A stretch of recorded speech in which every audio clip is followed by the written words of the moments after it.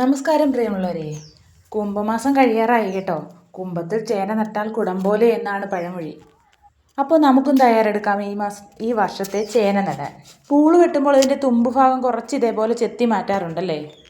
എന്തിനാണ് അങ്ങനെ ചെത്തുന്നതെന്ന് ഞാൻ പറയാം.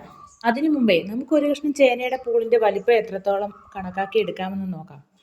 ഒരു ചേന അത്യാവശ്യം കഴിഞ്ഞ പ്രാവശ്യത്തെ ചേനയെല്ലാം നല്ല വലിപ്പമുള്ള ചേനയായിരുന്നു കേട്ടോ. ഇത് അത്യാവശ്യം വലിപ്പമുള്ളൊരു ചേനയാണ്. ഇത് നമുക്ക് എത്ര പൂളാക്കാമെന്ന് നോക്കാം. ആദ്യം തന്നെ ഇതിൻ്റെ സെൻറ്ററിലുള്ള കണ്ണ് നമുക്ക് കുത്തിക്കളയാം, അത് നമുക്ക് ആവശ്യമില്ല. അല്ലാതെ തന്നെ അതിൻ്റെ സൈഡിൽ ധാരാളം ചെറിയ കണ്ണുകൾ കാണും. അതിൽ നല്ലത് നോക്കി ഒരു പൂളിന് ഒന്നോ രണ്ടോ കണ്ണുകൾ നിർത്തിയിരുന്നാൽ മതി.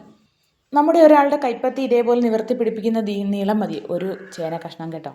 അങ്ങനെ നോക്കുമ്പോൾ ഈ ചേന നമുക്ക് 4 പൂളായിട്ട് മുറിക്കാം. ഇനി അതിലും ചെറിയ ചേനയാണെങ്കിൽ ഇതേപോലെ 3 ആക്കാം. 3 കഷ്ണം മതി. ഇതേപോലെ കത്തി കൊണ്ടൊന്ന് അടയാളപ്പെടുത്തിയതിന് ശേഷം നമുക്കത് മുറിച്ചെടുക്കാം. അതിനു മുമ്പ് നമുക്ക് ആ മുറി വരുന്ന ഭാഗത്തെല്ലാം ഓരോ കണ്ണ് വീതമെങ്കിലും ഉണ്ടോയെന്നൊന്ന് ചെക്ക് ചെയ്തേക്കണം.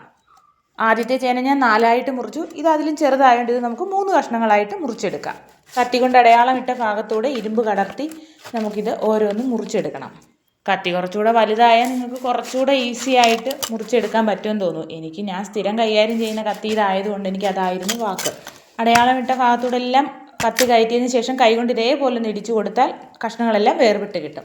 ഇനി ഞാൻ മുമ്പേ പറഞ്ഞില്ലേ അതിൻ്റെ തുമ്പ് ചെത്തുന്ന കാര്യം. ഇതേപോലെ ഒന്ന് തുമ്പ് ചെത്തി കഷ്ണങ്ങൾ ഓരോന്നും മാറ്റി മാറ്റി വയ്ക്കണം. അതിനുശേഷം ഒരു പാത്രത്തിൽ കുറച്ച് ചാമ്പൽ എടുത്ത ശേഷം ഓരോ മുറിപ്പാടിലും ഇതേപോലെ ചാമ്പലിൽ മുക്കി ഒരു ദിവസം സൂക്ഷിക്കണം കേട്ടോ. ചാരമില്ലെന്നോർത്ത് വിഷമിക്കേണ്ട. ചാരത്തിൽ മുക്കാതെയും നടാം. പണ്ട് മുതലേ ചാരത്തിൽ മുക്കി ഇതേപോലെ ഒരു ദിവസം തണലത്ത് വെച്ചിരുന്നതിന് ശേഷമാണ് നടുന്നത് ഞാൻ കണ്ടിട്ടുള്ളത്. ഇപ്പോഴെല്ലാവരും ഗ്യാസൊക്കെ ഉപയോഗിക്കുന്നത് കാരണം ചാരം കിട്ടാൻ പാടായിരിക്കും പലർക്കും. അപ്പോൾ എല്ലാവരും ചാരത്തിൽ കുളിച്ച് സുന്ദരികളായിട്ടുണ്ട്. എല്ലാവരും ഒരു ദിവസം അവിടെ ഇരുന്നൊന്ന് റെസ്റ്റ് എടുക്കട്ടെ. മുമ്പ് ഞാൻ പറഞ്ഞില്ലേ ചേനയുടെ തുമ്പ് ചെത്തിവെച്ച കഷ്ണങ്ങളെക്കുറിച്ച്.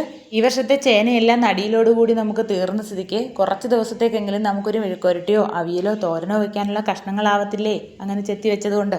അത് തന്നെ കാര്യം. വീഡിയോ ഒരുപാട് ലെങ്ത് ആവുന്നത് നിങ്ങൾ കാണാതെ പോയാൽ നഷ്ടം എനിക്കല്ലേ. അപ്പോൾ തടങ്ങളെല്ലാം ഒരാഴ്ച മുൻപേ തടമെടുത്ത് കുമ്മായ വിട്ടിട്ടുണ്ട്. നാളത്തേക്കേ നടത്തുള്ളൂ. നടുന്ന വീഡിയോ ഞാൻ അടുത്തതായിട്ട് ഇടുന്നതായിരിക്കും.